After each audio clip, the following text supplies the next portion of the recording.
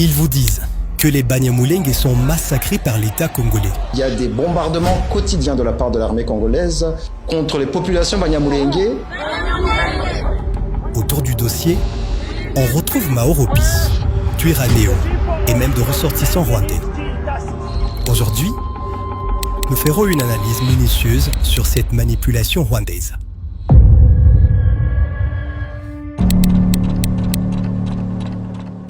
D'abord, mettons les bases. Il faut savoir que dans une guerre, une agression armée, il y a ce que l'on appelle la bataille des récits. Il dit que les Tutsis ne sont pas des Congolais et qu'il faut l'éradiquer du Congo, les exclure du Congo. Et par là, il utilise la force, quelque chose qui n'est pas correct dans la loi internationale. L'objectif est clair. Balayer sous le tapis l'agression criminelle rwandaise contre la RDC. Dans cette vidéo, on vous propose 4 indices à détecter. Premier signal. L'identité du porteur du récit pose problème. Dans le cas de Banyamulenge, le Rwanda mandate ses pions et supplétifs. Parmi eux, Jean-Paul Chaka, un juriste. Sa vraie mission, s'est révélée lorsque son nom a été mentionné dans la liste de représentants de l'AFC M23 au 9e round des discussions avec Kinshasa, incluant d'ailleurs des profils rwandais. Autre mandataire du Rwanda, Mauro Pis, une association prétendument humanitaire, mais qui sert à transférer de fonds pour financer des groupes armés. Elle fait l'objet d'une enquête du FBI en raison de ses liens avec les Twirwaneho, groupe armé dont sont issus certains membres de cette association. L'organisation communautaire Mauro Peace Association est au cœur de ces investigations. Pourquoi avez-vous enquêté sur cette structure? Les services de sécurité américains, notamment le FBI, avaient connaissance justement d'éléments d'information qui indiquaient justement le transfert d'argent entre cette association qui est basée à Dallas et ce groupe armé qu'on appelle les Twirwaneho. Deuxième élément, vous le savez, après leur retrait d'Uvira, l'AFC M23 avait prétendu réaffirme une fois de plus que les Banyamulenge seraient en insécurité entre les mains des forces armées. La population Banyamulenge a été chassée d'Uvira. Leurs maisons vandalisées, leurs biens pillés. Car ce sont des Tutsis. Alors que ceux que l'on prétend défendre témoignent vivre dans un climat sécurisé sous les forces armées de la RDC. Je suis née Nyamulenge. Je suis née ici à Uvira. Je suis congolaise. Ici à Uvira, il n'y a plus de menaces ni de tirs. Il n'y a plus de problèmes.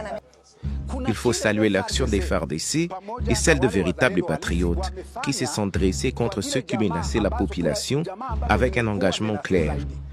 Nous aimerions adresser un message à nos compatriotes. Ici, nous sommes en sécurité. Le troisième indice, c'est quand l'accent est mis sur une seule communauté en ignorant les autres. La zone qu'il présente comme cible de bombardement est une localité multicommunautaire, Minembwe, 10 km². Y cohabitent Banyamulenge, Babembe, Bafuliru, Banindu et Bashi. Bombarder en ciblant une seule ethnie est impossible. C'est ça le piège du narratif rwandais. Lorsqu'ils disent « nous venons pour protéger cette communauté », ils savent quelle est la réaction que cela va susciter de la part des citoyens congolais. Ça va être une réaction de rejet vis-à-vis de cette communauté en disant « ah, c'est vous les complices. Ah, c'est vous par qui nos malheurs arrivent. » Donc nous allons être rejetés par les autres communautés et peut-être les plus extrémistes de la communauté nationale vont même aller jusqu'à faire des discours de haine.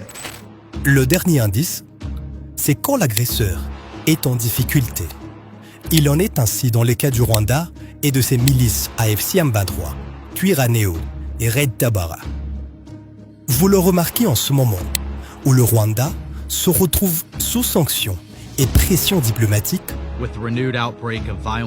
Kigali est étroitement impliqué dans la planification et l'exécution de la guerre à l'est de la RDC. Où ces supplétifs perdent des localités autrefois sur leur contrôle, la multiplication de marches et de discours se justifie. Mais des sanctions, pourquoi? Vous n'êtes que des fous.